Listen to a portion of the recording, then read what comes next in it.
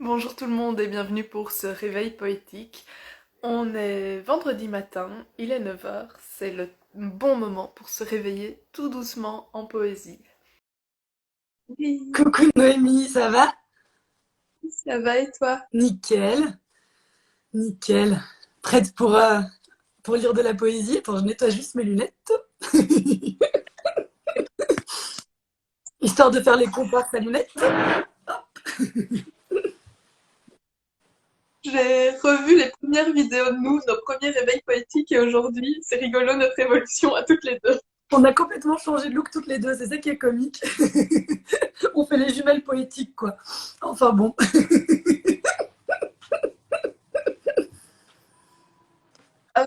Et on vous rappelle aussi que si vous voulez entendre des poèmes particuliers, ben vous pouvez nous le dire, vous pouvez nous écrire. Où vous voulez, en message privé ou via mail, comme vous voulez. Et nous, en commentaire aussi, nous, on les lira pour vous.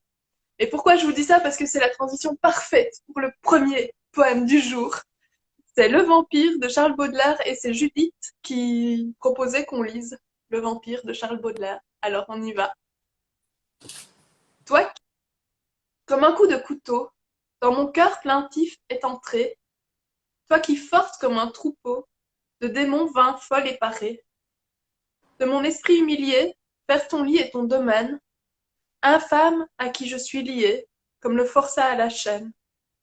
Comme au jeu le joueur têtu, comme à la bouteille l'ivrogne, comme aux vermines la charogne, maudite, maudite sois-tu. J'ai prié le glaive rapide de conquérir ma liberté, et j'ai dit au poison perfide de secourir ma lâcheté. Hélas, le poison et le glaive m'ont pris en dédain et m'ont dit, tu n'es pas digne qu'on t'enlève à ton esclave maudit. Imbécile, de son empire, si nos efforts te délivraient, tes baisers ressusciteraient le cadavre de ton vampire. Voilà. Ben, au choix de Judith. Moi, du coup, je voulais commencer en fait avec un poème de Loulipo. Donc, c'est un poème qui n'a pas d'auteur ou autrice, puisque Loulipo, en fait, donc c'est l'ouvroir de littérature potentielle, un mouvement enfin littéraire, même s'ils ne se définissent pas comme mouvement littéraire du XXe siècle. Et en fait, ils se réunissent une fois par mois pour faire des jeux d'écriture. Et notamment, bah, c'est eux qui ont pas mal intégré les mathématiques aussi dans la poésie et tout ça. Donc bon, là aujourd'hui, mes parents ne peuvent pas être là, mais malgré tout, petit clin d'œil à mon papa qui est scientifique et qui a toujours aimé lier les maths et les mots. Donc voilà, et en fait, c'est surtout que c'est hallucinant à quel point ce poème m'a paru d'actualité. Vous allez comprendre pourquoi, il est très court. C'est un poème qui s'appelle Frontal. Puis-je écrire que j'avance masqué? Suis-je masqué? Est-ce que j'avance? Est-il possible d'avancer lorsqu'on est masqué? La répétition de ces mots, avance et masqué, ne tient-elle pas davantage du surplace? La phrase je fais du surplace masqué est-elle ridicule? Pourquoi? Est-il ridicule de porter un masque? Est-il ridicule de faire du surplace? Écrire que je fais du surplace masqué me permet-il d'avancer? N'y a-t-il pas là contradiction? S'il n'y a pas contradiction, puis-je dire que la phrase j'avance en faisant du surplace masqué constitue une bonne description? De quoi? Voilà, je trouve ça assez comique en ce moment, sachant qu'il n'a pas du tout été écrit ces derniers temps. Mais donc voilà. Donc c'est une petite anthologie de Loulipo qui est assez sympa qu'on trouve à la bibliothèque, publiée chez Gallimard. Et parfois ils expliquent un petit peu l'enjeu, parfois pas du tout. Donc c'est un peu à nous de deviner quelles sont les contraintes qui ont été mises. Là, je ne sais pas, mais je connais les contraintes qui sont mises en ce moment. Donc voilà. Oui, C'était actuel en tout cas. ah oui, vraiment, c'est assez dingue parce que Ouais, c'était trop rigolo. le, on le conjugue à tous les temps et à tous les verbes hein, pour le moment. Oui, c'est ça, exactement.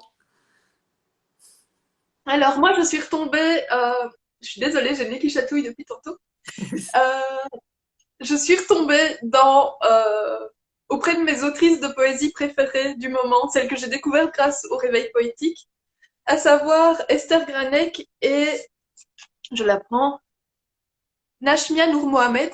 Donc pour les autrices du jour, ce seront elles, parce qu'il n'y a rien à faire. Chaque fois que je tombe sur un poème que elles ont écrit, ça me parle et ça me fait vibrer. Et comme je ne les connaissais pas, je me dis que j'étais sans doute pas la seule. Donc voilà, on va commencer par Esther Granek, dont le poème s'appelle Au féminin.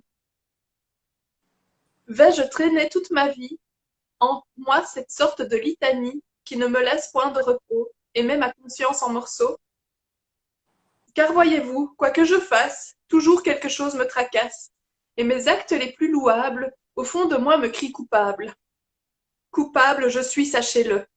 Comment, pourquoi? Importe peu, car mes réponses mille fois reprises, sans fin en moi se contredisent. Coupable je suis de telle sorte qu'à y penser, toute chose me porte et mes regrets sempiternels me sont punition éternelle. Ainsi donc, n'ayant nulle paix de moi-même, faisant le portrait, je rumine l'énumération de mes actions et inactions. J'adore me prélasser au lit, lisant, me cultivant l'esprit, mais les remords, comme un démon, sitôt m'insufflent son poison. Alors, je m'attelle à la tâche, et comme une brute fais le ménage, mais en même temps je me répète, ma fille, tu seras toujours bête. Je veux, ai-je raison ou tort, aussi m'occuper de mon corps, pour être épouse désirable d'un effet quelque peu dirable. Dès qu'à mes soins je m'adonne, une voix perfide me chantonne. Tu as raison, ne pense qu'à toi, ils attendront pour le repas. Alors, retrouvant mes casseroles, échevelées et l'air d'une folle, je me redis dans un sermon. Toujours seras-tu une souillon?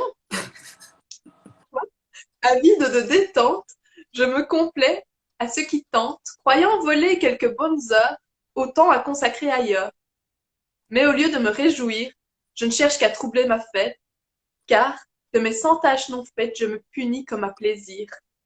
Ainsi donc, n'ayant nulle paix, de moi-même, faisant le procès.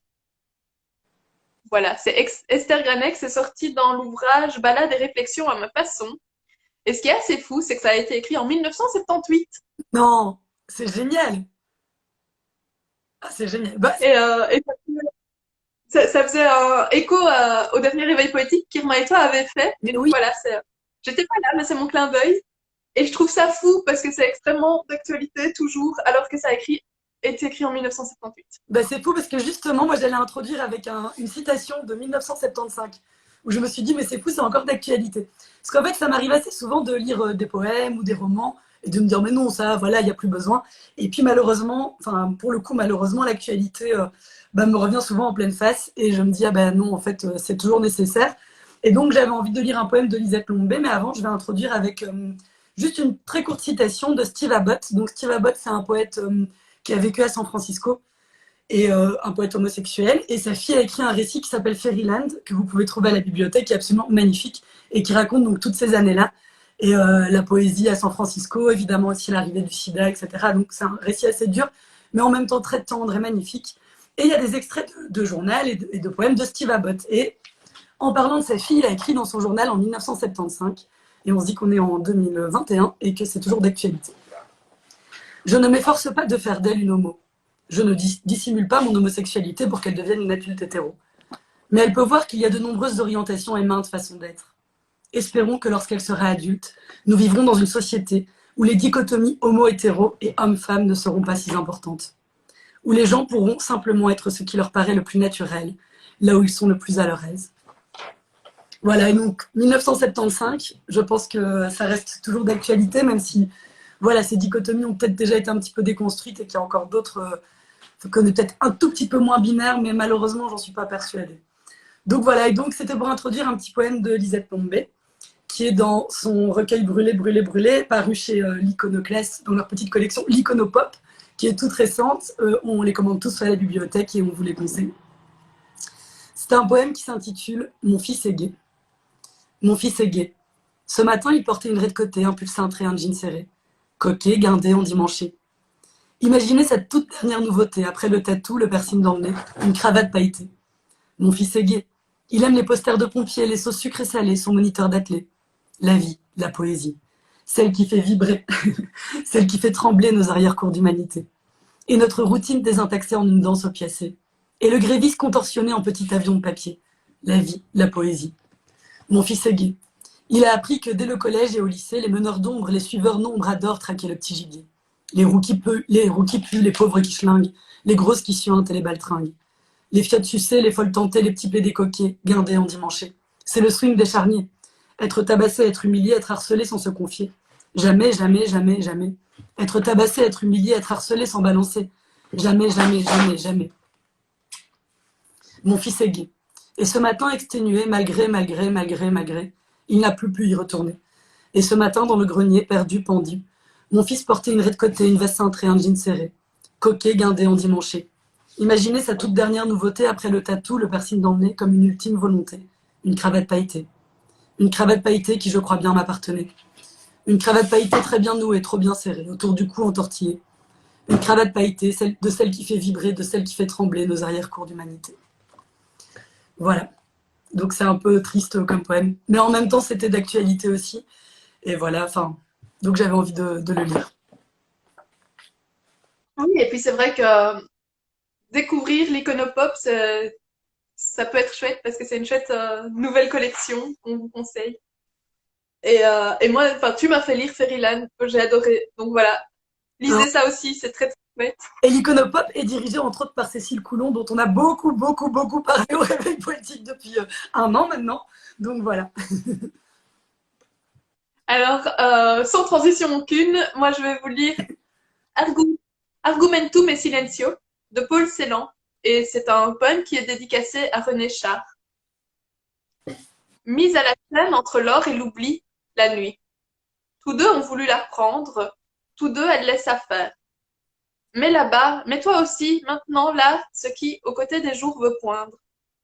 La parole survolée d'étoiles, l'inondée des mers, à chacun la parole qui lui a chanté, quand la meute lui est dans le dos, tombée dessus. À chacun la parole qui lui a chanté et s'est figée. À elle, à la nuit. La porte survolée d'étoiles, inondée de mer. À elle la parole de silence, dont le sang ne s'est pas figé quand la dent vénéneuse a troué les syllabes. À la nuit la parole de silence. Contre les autres, ceux qui bientôt, qui racolés par les oreilles d'écorcheurs, vont ravir aussi le temps et les temps. Elle témoigne au bout du conte quand elle seule encore sonne les chaînes et témoigne d'elle la nuit qui gît là entre l'or et l'oubli. Leur sœur à tous deux, de toujours. Car, où poindrait, dit le jour, sinon, chez elle, qui dans le bassin fluvial de sa larme montre et remontre au soleil en plongée la semaille. C'est très beau. Je trouve ça très beau, mais j'ai aussi trouvé ça intéressant de dire que sincèrement, je suis pas sûre de le comprendre. Oui, mais c'est Mais aussi. il parle, il me fait. C'est ça. On comprend pas toujours tout et c'est ça qui est beau aussi dans la poésie, c'est de garder cet aspect un peu nébuleux. Et c'est pour ça que la poésie dit si bien la vie, c'est parce qu'en fait, on comprend jamais tout comme dans la vie. Et donc, du coup, je pense que ça fait partie des choses. Alors, Voilà, ça va faire un an qu'on lit de la poésie le matin et je me dis que c'est aussi important de dire aux gens que c'est pas parce que je lis de la poésie que je la comprends toujours et parfois ça m'énerve et parfois j'aime pas et ici je comprends pas tout mais j'aime bien et donc voilà, c'est ok, tu tout est ok. sais quoi, faut se laisser porter parfois par les mots. Moi, je vais relire un petit poème donc, de l'anthologie Nous avec le poème comme seul courage, 84 poètes d'aujourd'hui. Donc, c'est une anthologie qui a été publiée chez le Castor Astral, qui est aussi une maison d'édition qui fait pas mal de poésie, comme l'Iconoclaste et Maelstrom, par exemple. Et donc, voilà, une bonne ressource pour ces réveils poétiques. Et donc, c'est un poème sur le deuil, mais que je trouve vraiment magnifique, de Isabelle Bona Luciani. C'est un poème qui s'appelle En présence. Je ne l'attends plus derrière la grille de l'école. Elle ne vient pas aux réunions parents d'élèves, ni à la kermesse, ni me chercher au goûter d'anniversaire. Elle ne prépare plus le petit déjeuner. Elle ne fait plus les courses et je sais cuire les pâtes. Elle ne raconte plus d'histoire, elle ne me raconte plus la vie. Elle ne chante plus à tue-tête ni les dingues ni les paumés et le tourne-disque est déjà mort. Parfois elle me regarde et me sourit, comme si sa bouche pouvait sourire encore, comme si ses yeux encore pouvaient rire et me regarder vraiment. Je ne la vois plus derrière sa fatigue. La douleur l'absente d'elle, la douleur me l'efface. Elle ne fait plus son lit la défait, son lit qu'elle creuse, alors qu'elle ne pèse plus rien. Il nous reste une nuit après l'autre et un matin par matin, où il arrive encore qu'elle éveillée, je vibre de la regarder. Et si elle s'absente dans un repos bien trop immobile, il m'arrive de ne plus penser, plus rien de rien, et mon corps alors cède. La peur me prend jusqu'à la peine, une peine qui serait le chagrin et qui enfin me soulagerait. Mais chaque jour n'est qu'une répétition, et chaque jour son fantôme m'embrasse comme s'il allait venir, comme s'il ne viendrait jamais.